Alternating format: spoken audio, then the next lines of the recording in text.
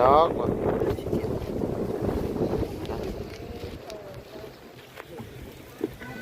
เอาอธิษฐานเอา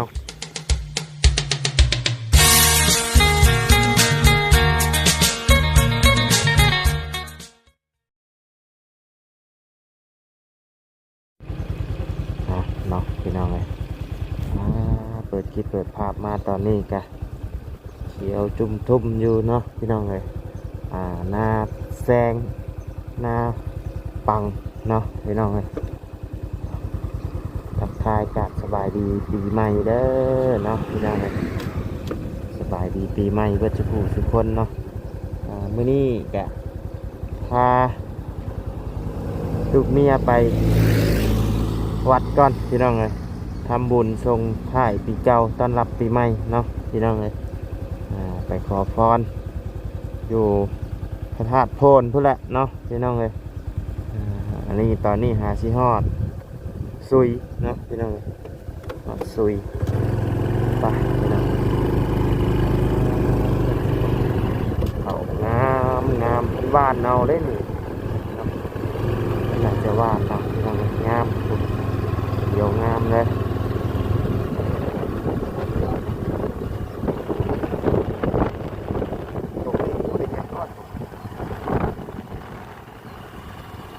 ดำเล่นนั่งหลับมาอยู่หอมรอมอยู่เนาะเป็นแซมตกมาแซมใส่คือแต่ว่าดำหมด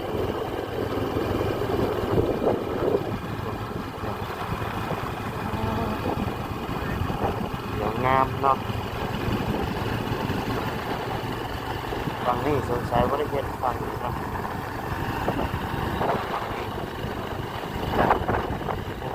เขาเอาแล้วบอกมาคุยมันจะกินกันได้บอกแ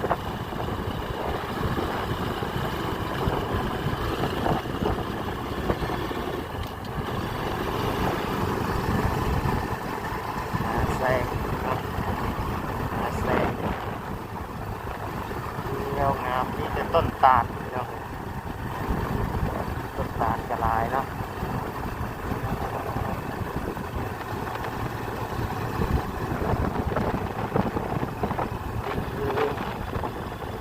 ซุยเนาะพี่น้องทางภาคแค่ชื่อว่าซุยแล้ว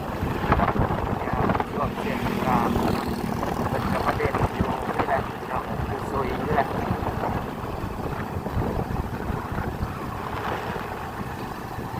ดำก็หนาบนดำมาแซ่บเมาเนี่ยผมมันจะแซ่บเมาปล่อยครับพอ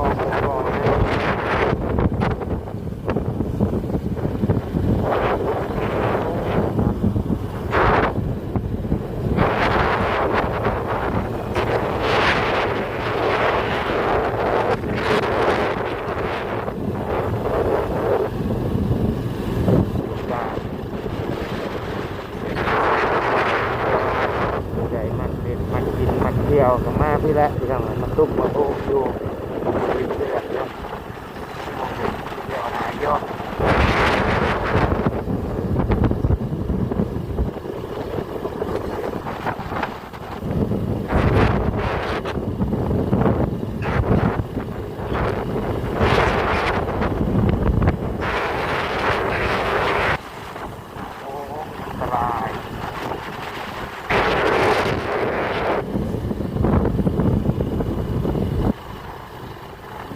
น้ำได้ต้นไม้อย่างนี้นะพี่น้องเป็นน้ำก็ได้ดิความหัวตายอยู่ในน้ำต้นไม้อยู่ในน้ำเบิดตอนนี้เป็นหน้าแซงเนาะแซง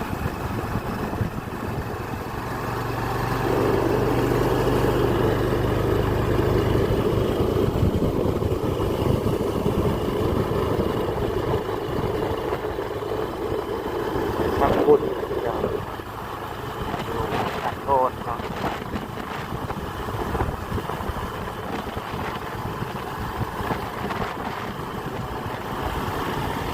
บ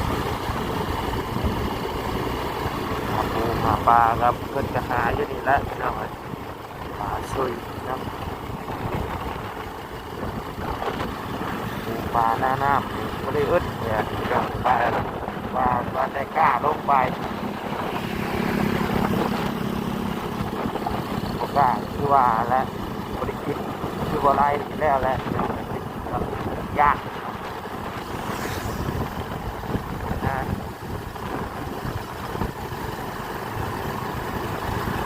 มานอนเข่เอาปุงกับปลาแค่นี้แหละที่ต้องกลัว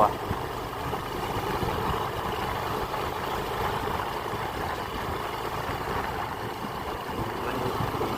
นเชื่อให้เราไปกลัว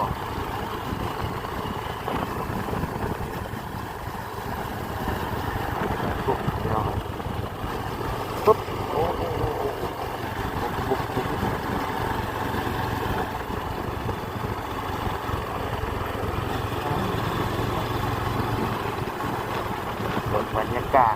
ไปตามทางเนาะพี่น้องเอ๋ยสวยงามเนาะหม่องเป็นหม่องท่องเที่ยวอีกหม่องหนึงเนาะพี่น้องเอ๋ยที่หลายผู้หลายคนเพิ่นนิยมเพิ่นมาเล่นมาเที่ยวกันพี่น้องเอ๋ย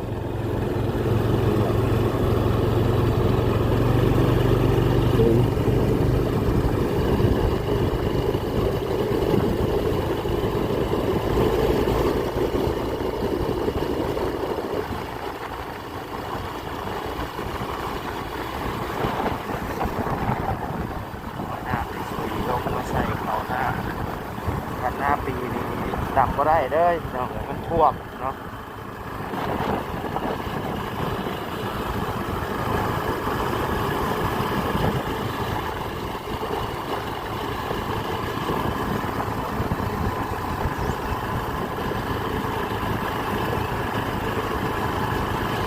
เรือไป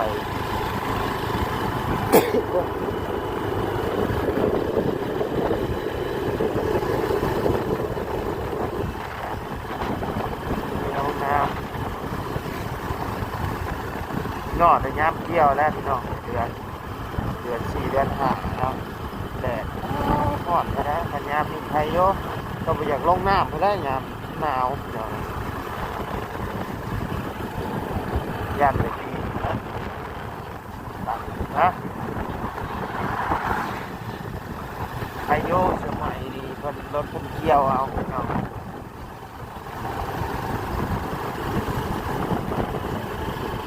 ช่วยดีโอ้ไกลอยู่นี่แล้วพี่น้องเงาเลย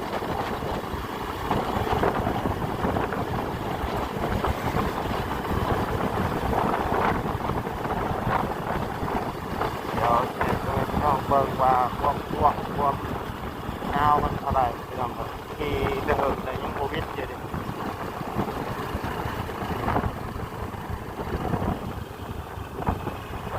เงาลง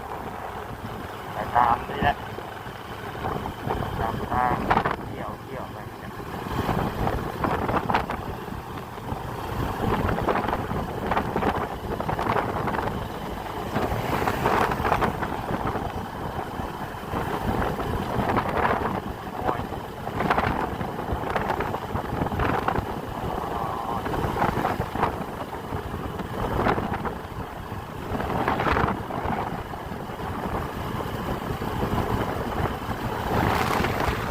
มาได้คนเดียวดูครับพี่น้อง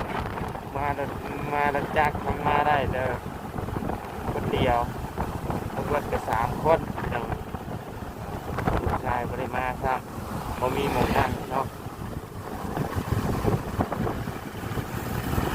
มาเสียเอาไปไข่มาก็คือว่าเอาไข่ดีๆรอทำกันยังบ่ฮอดพี่น้องเนาะไปน้อยไปเนาะ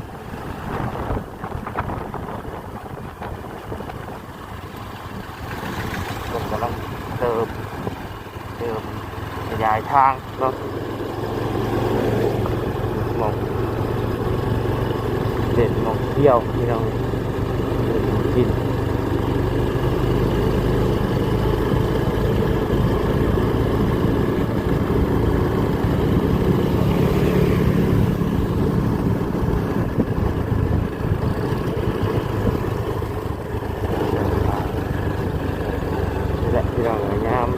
ศกาลหรือว่าช่วงแรงๆเพิ่นก็เปิดอย่างนะหมองกินเนาะเล่นหมองกินหมองเที่ยวนะ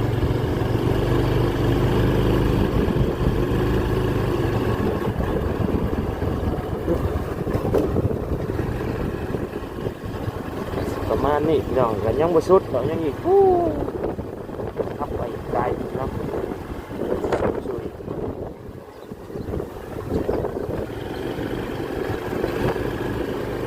เงินเบิดเงินเที่ยวไปเพื่อนละเที่ยวไปเพื่อนละพี่น้องไปสับพี่น้องเลยเดียวพบเจอกันอยู่เพื่อนละเนาะสภาพโทษเพื่อนละเนาะให้ตัวขับรถก็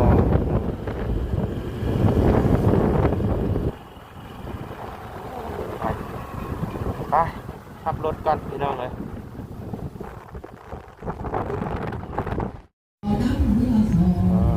บุญบ่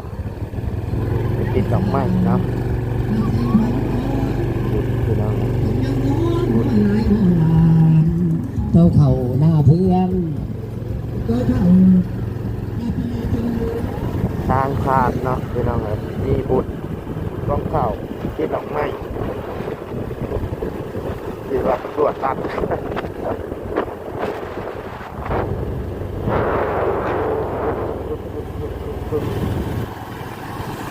เย็นเ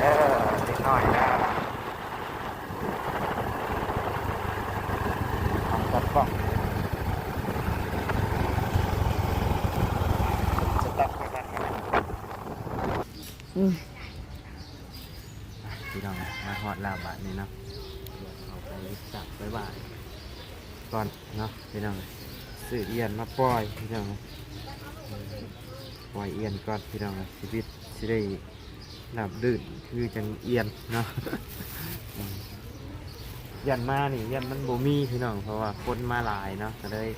ซื้ออยู่ในทางมาเนาะเพราะว่ามาแต่ละเทื่อนี่ก็มากับโบทันเนาะเอียนมัน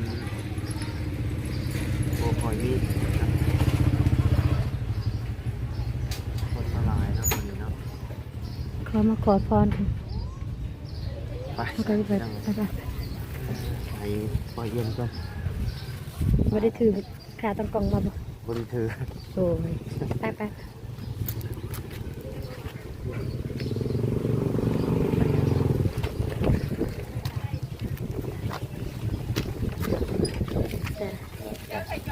จับ จับมือกันเลย สวัสดีปะลุงสวัสดีสบายดี ไปย่างไปย่างไปตายแล้วจ้ะอยู่ดีๆย่างเยอะไปปล่อยสองตัวเป็นคู่เลยเอาถือดีๆถืออยู่ไปดีๆโบราณเป็นไรโอ้ยแกะคนเนาะเต็มเพิ่นทยอยเมื่อน้ำแน่แล้วมันจากแล้วมันสวยแล้วเนาะนี่ยังนี่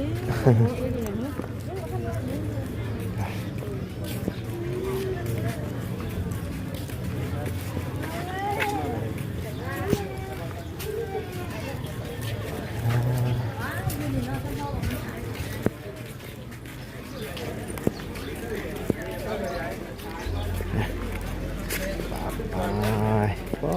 คนหลายดีเนาะมามาแก้เต็มอยู่พี่น้องนะ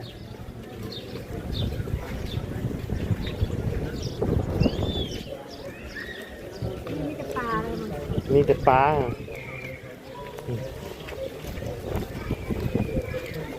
ปล่อยเยี่ยนเนาะ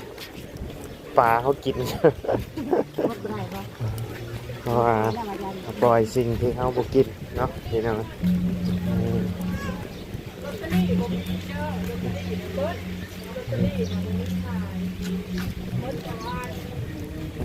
ตัวนะตัวตรีบัดนี่ปล่อยอย่างนี้แหละนี่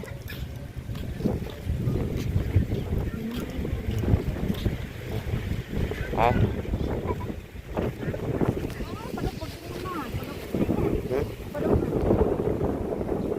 อก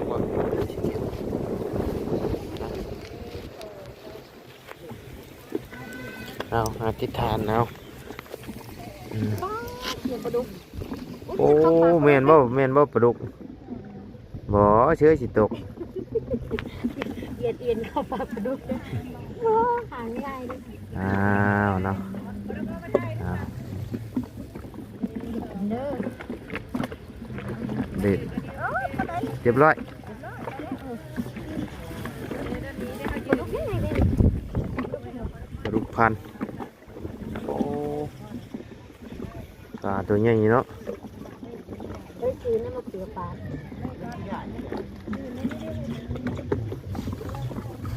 เดินติ่มเดินติ่มแต่ละ นี่ได้โอ้โหหัวปลา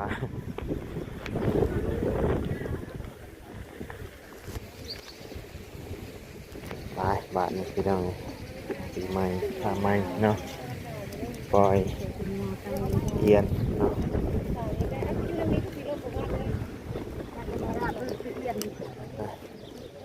นี่ยังใช้อยู่นี่นะปลายังใช้ปลาอะปลาคอบ่นี่ลอยหนึ่งลองฮึโอ้ปลาดุกโบนปลาสวายยักษ์บ่ ปลาดุกใหญ่ดิ เอาหัวอาหารมาเอาหัวอาหารมาโพยเบิ่งดู ได้หัวเอาขี้ไปใส่ จังหวะเบิดเราจะหัวอาหารอยู่นี่นะแต่เก่าเบิดเนาะอืม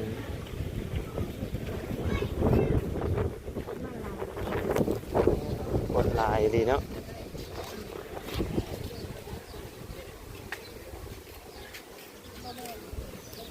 ผสมกับวันพระบ่มี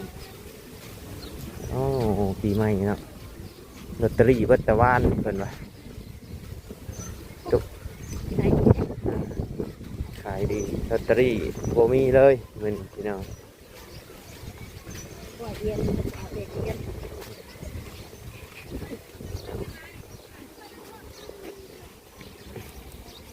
ออกเลยเด้เด็กเอียน6 เก่าคนปล่อยยังจะเย็น ไปเมื่อไหร่เนี่ยมันมีมองอัดเอง ไปสักพี่น้องเลยเดียวไปหาซื้อทูบซื้อเทียนไปกราบไปบ่ายก่อนบัดนี้เนาะพี่น้องเลยไป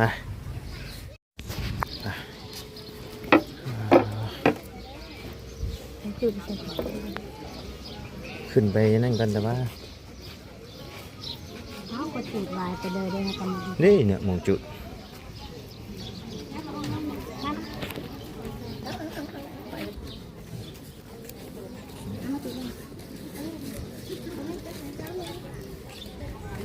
ไปบัดนี้ไปขึ้นไปบ่ายไป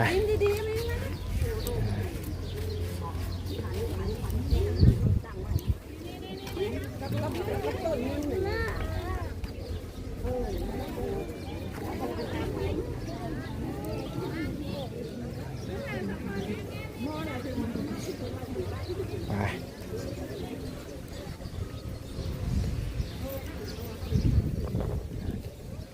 อธิษฐานเอาเด้อ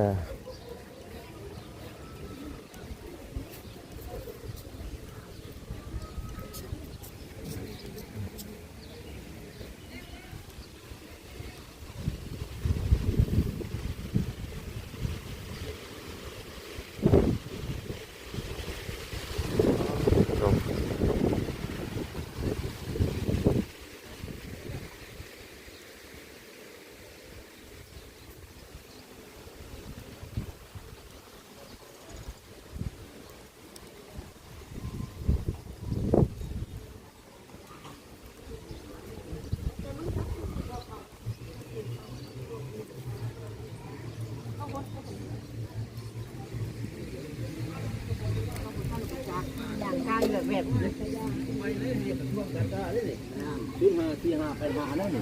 ทางนั้นเพิ่น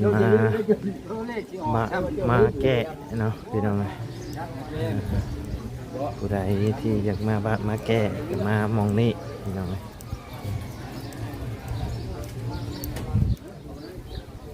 ขอพรมากราบมาบาย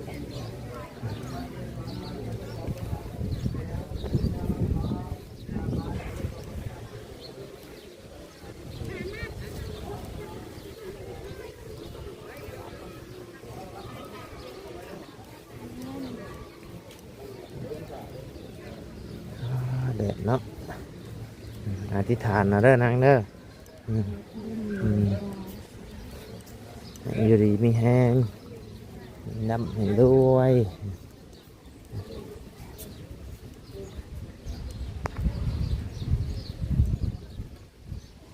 น้ำมนต์บ่อยู่ในนี่นะฮะนี่เห็นเพันตักอันนั้นอยู่ได้เบิ่งเห็นเนาะเห็นแล้วเพิ่นตักแล้วเพิ่นก็เห็นเพิ่นอันนั้นเนี่ย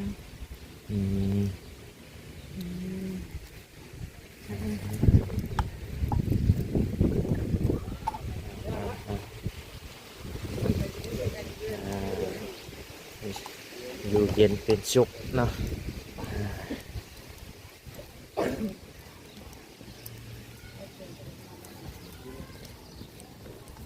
บริขาตั้งกล้องมา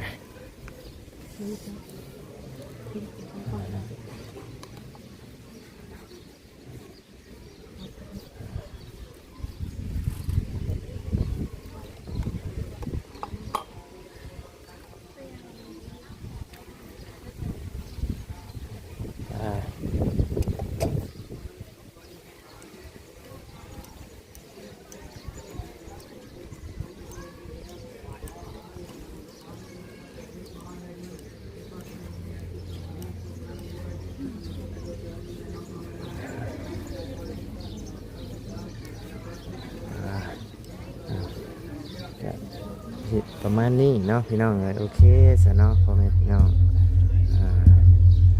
สำหรับคลิปนี้ทางวาไลก็จะได้ขอจบคลิปปิดคลิปลงไปเพียงซ้ำนี้ก่อนเด้อพี่น้องเด้อสบายดีปีใหม่เด้อพี่น้องเด้อมาเอาบุญน้ำกันเนาะเฮงๆปังๆดำๆรวยๆเบิร์ดสุขุสุคนเด้อเนาะพี่น้องเลยปีใหม่ปีนี้ก็ขอให้อยู่ดีมีแห้งเบิร์ดสุขุสุคนเนาะขอให้พ่อแม่พี่น้อง FC ผู้ใหญ่ใจดีเบิร์ดสุขุสุคนอยู่ดีมีแห้งร่ำรวยเบิร์ดสุขุสุคนเนาะปีใหม่มาฮอดแล้ว